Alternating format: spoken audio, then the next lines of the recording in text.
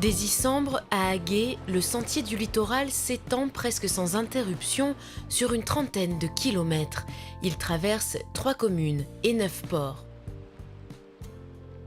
Une découverte à pied de paysages contrastés, de la grande plage de sable fin à la petite crique intimiste, du petit passage fleuri et escarpé au bord de l'eau, au large chemin ombragé du Dramont. Un massif très prisé des marcheurs et amateurs de promenades en famille au son du chant des oiseaux. Accessible à tous, le sentier offre des vues aussi variées que colorées.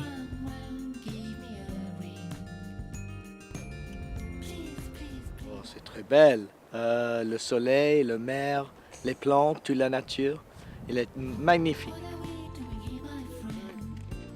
Dans un tout autre décor, le sentier du littoral se poursuit au bord de l'eau. De criques en plage, de sable en rocher, on s'y promène pour profiter du calme et du paysage.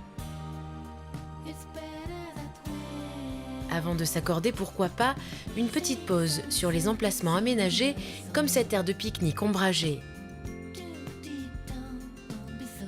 Il y a des emplacements magnifiques avec des fleurs, près de la mer, les vagues, le vent. C'est très, très beau pour les vacances. Un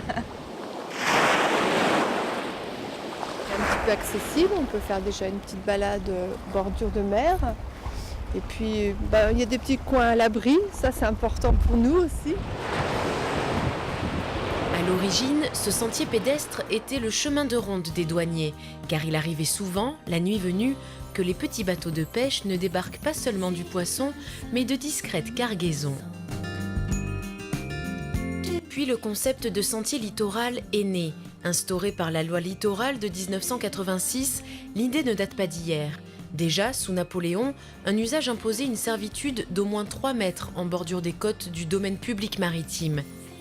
La volonté de protéger et mettre en valeur le littoral a donc depuis fait son chemin pour le plus grand plaisir des promeneurs qui doivent aussi contribuer à préserver cette nature aux multiples richesses.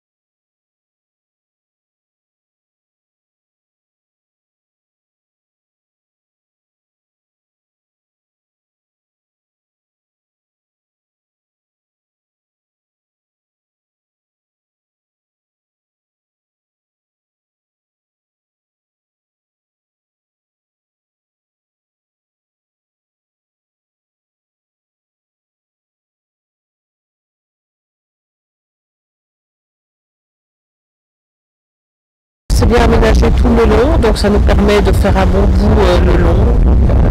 On apprécie beaucoup.